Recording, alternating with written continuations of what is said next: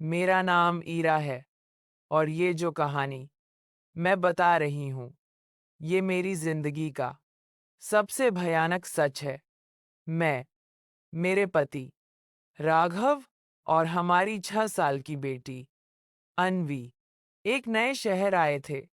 राघव का ट्रांसफर हुआ था। शहर नया था, लोग नए, इसलिए हम एक पुराने होटल में रुके। नाम था होटल नीलकंठ। रिसेप्शन पर एक अजीब सी बात हुई।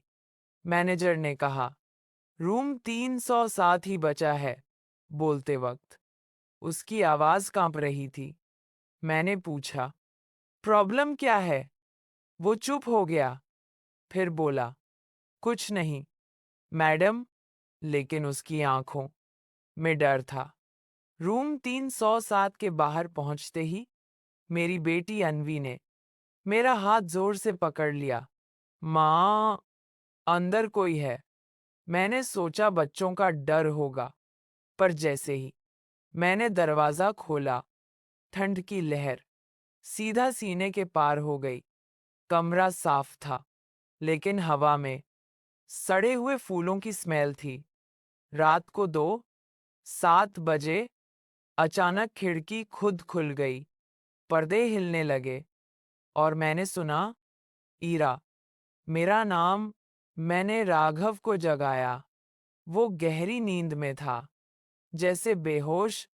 तब बाथरूम के शीशे में मैंने देखा एक औरत, उसका चेहरा जला हुआ, आंखें पूरी काली, और वो मेरे पीछे खड़ी थी, बिल्कुल पास। मैं चीखने वाली थी, पर मेरी आवाज निकली ही नहीं। और उसने कान में धीरे से कहा, इस कमरे से जिंदा कोई परिवार नहीं गया। सुबह जब आंख खुली तो मैं जमीन पर पड़ी थी। राघव बोला, तुम रात भर चिल्लाती रही थी। मैंने सब बताया, पर उसने बिलीव नहीं किया।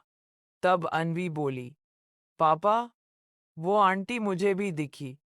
उस दिन मैंने होटल के क्लीनर से बात की, थोड़े पैसे दिए, और जो सच उसने बताया, मेरी रूह कांप उठी। 5 साल पहले रूम 307 में एक परिवार रुका था। माँ, बाप और एक बेटी। माँ का नाम था निर्जा। उसके पति ने उसी कमरे में उसे और अपनी बेटी को जलाकर मार दिया और फिर खुद को फांसी लगा ली। पर पुलिस ने केस बंद कर दिया। तब से जो भी फैमिली आती, वो 7 दिन के अंदर या तो पागल हो जाती या मर जाती।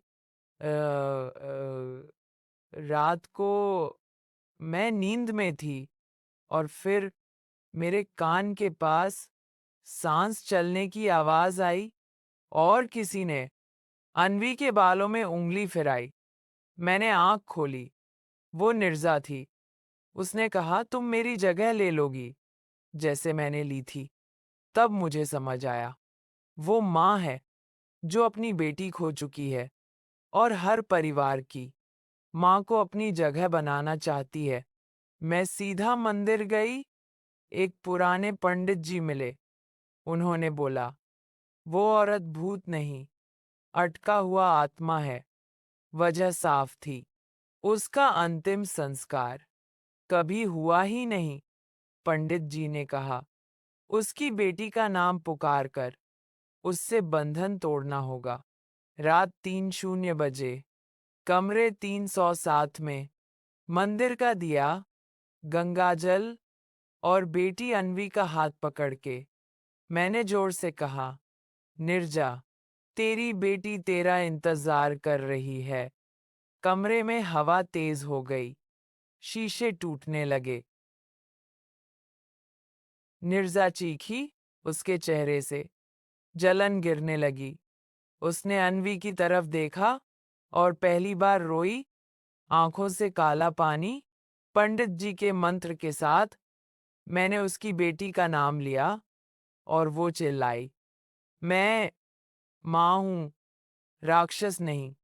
और धीरे धीरे वो रोशनी में बदलकर गायब हो गई। सुबह होटल के बाहर कमरे 307 का दरवाजा बब खुद टूट गया। हम लोग जिंदा बच गए क्योंकि हमने भूत को नहीं, माँ को मुक्ति दी।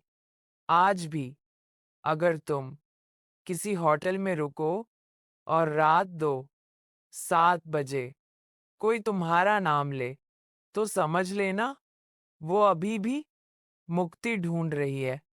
निर्जा तो चली गई, फिर ये कौन था? हम होटल छोड़ चुके थे, नया घर ले लिया था, सब कुछ नॉर्मल लग रहा था बाहर से। पर तीसरी रात अन्वी ने नींद में अचानक कहा, मामा, वो आंटी वापस आ गई। पर इस बार वो रो नहीं रही। मेरा दिल धड़कना भूल गया। मैंने कहा, कौन सी आंटी? बेटा, अन्वी ने आंख खोल के मुझे देखा। उसकी आंखें बिल्कुल ठंडी थीं। जो दरवाजे के पीछे खड़ी है। मैंने तुरंत पीछे देखा, कुछ नहीं। पर अगले ही पल नॉक नॉक, दरवाजा।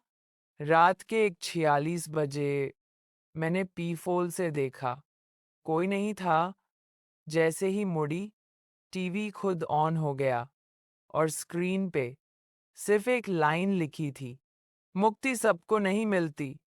उस रात मुझे सपना आया, होटल नीलकंठ के बेसमेंट का, जहां दीवारों पे बहुत सारे हाथ के निशान थे और एक आवाज, निर्जा सिर्फ मोहरा थी।